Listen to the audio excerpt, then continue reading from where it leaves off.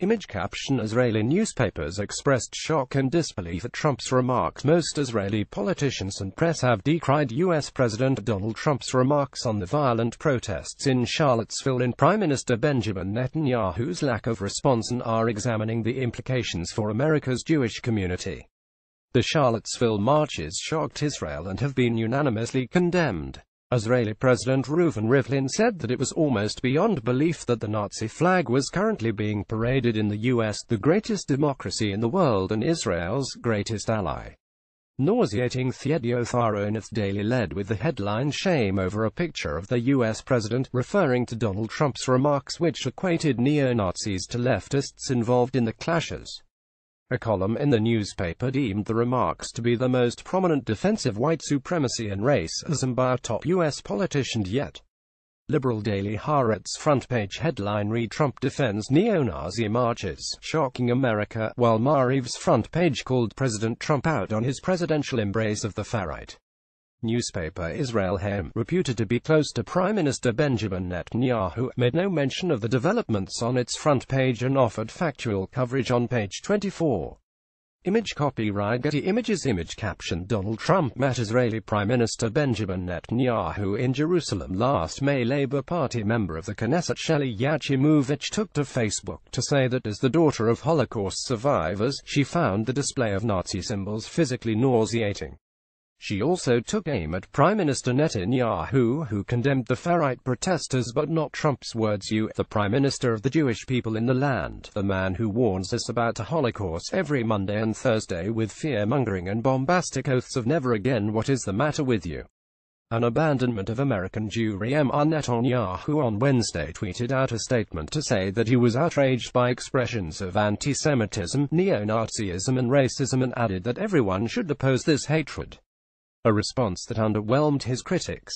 The Prime Minister's son, Yair Netanyahu, also came under fire for a Facebook post where he equated both sides involved in clashes.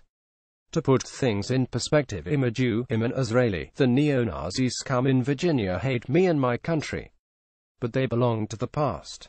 The breed is dying out. However, the thugs of Antifa and BLM Black Lives Matter who hate my country and the USA too, in my view just as much, are getting stronger and stronger and becoming super dominant in US universities and public life. Image copyright Getty Images. Image caption: The clashes in Charlottesville drew widespread reaction on social media in the Middle East. The post sparked numerous responses on social media. Legislator Mickey Rosenthal from the Zionist Union tweeted, "Unfortunately, the son continues to sow hate like his father. This is the message of Netanyahu's silence. I am not the Prime Minister of the Jewish people. I am the Prime Minister of all of the Jewish people who are right-wing, pro-settlement, anti-Palestinian, pro-Rome," a column in Haaretz said. Minister of Tourism Yariv Levin told Radio Can that Israel should not intervene in the internal affairs of the U.S. and that the interpretations of President Trump's comments were far-fetched. The U.S. support for Israel is bipartisan and the alliance between Israel and America needs to stand above all other considerations, he added. Omer Bar-Lev of the center-left Zionist Union said that Levin's remarks amounted to an abandonment of American Jewry and Judaism as such. Strategic Partnership to Prime Minister has faced similar criticism for refusing to condemn a negative poster campaign against Jewish Hungarian-born U.S. billionaire George Soros.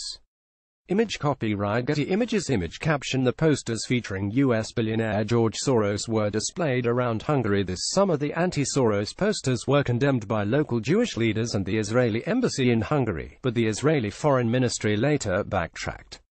In no way was the statement meant to delegitimize criticism of George Soros, who continuously undermines Israel's democratically elected governments by funding organizations that defame the Jewish state and seek to deny it the right to defend itself, a foreign ministry spokesperson said.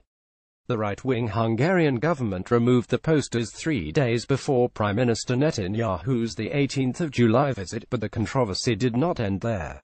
On the 12th of August, a columnist in Haaretz said that in Netanyahu's world, George Soros' politics justify throwing him to Hungary's anti-Semitic dogs. The storm that erupted after the Prime Minister refrained from denouncing anti-Semitic expressions in Hungary about a month ago indicates a strategic partnership between liberal regimes, and Opt-in Haaretz concluded on the 14th of August. BBC monitoring reports and analyses news from TV, radio, web and print media around the world. You can follow BBC Monitoring on Twitter and Facebook.